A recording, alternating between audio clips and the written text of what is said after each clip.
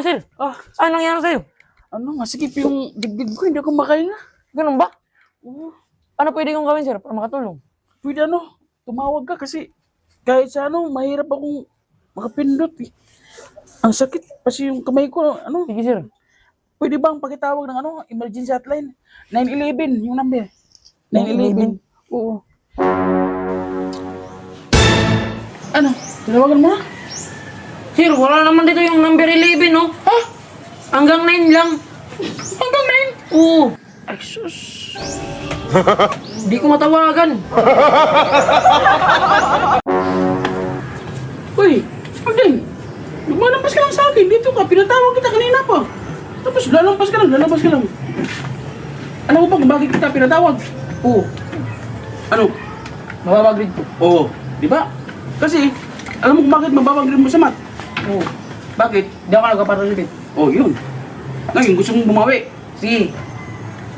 For fundamentals lang tayo. Ano yun?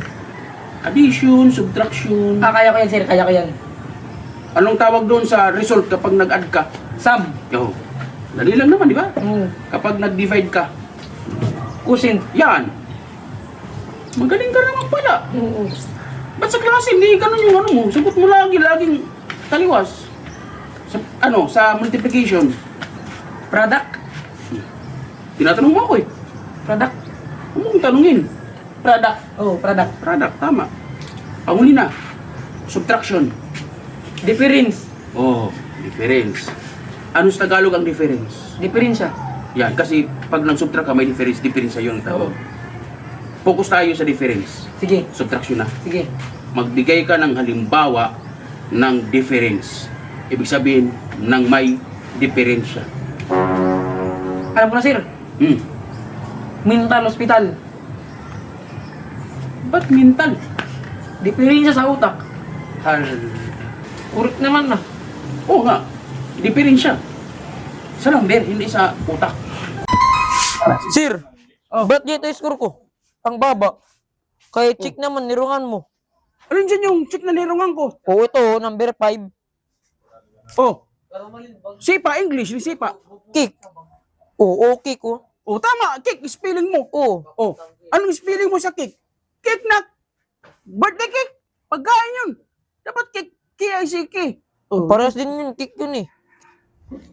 Iba yun, ibang spelling yun. Kasi yung cake na sipa, K-I-C-K. Yung cake na sa'yo, C-E-K. Pagkain yung cake. O, tapos ito pa, oh. Number 11, tingnan mo number 11. Ano? Yan, English ng half day. Anong sagot mo sa English ng half day? Absent. What absent? Ang half day, pain. Sakit yun eh. Bakit absent ang sagot mo? Half day, absent. Half day kasi umaga, pumasok ka. Oo. Tapos hapon, absent ka. Oo. Kaya half day ka. Oo. Half day, hindi half day. Half day. Pain.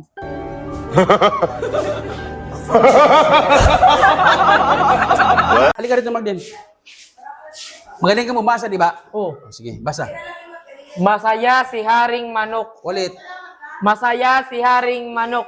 Okay, masaya si Haring Manok. Ang gawin mo ngayon, i-translate mo yan into English. Sa English, ha? Oo. Chicken Joy, sir. Masaya si Haring Manok. Chicken Joy. Alam ko na, sir. Ano? Crispy King. Crispy King.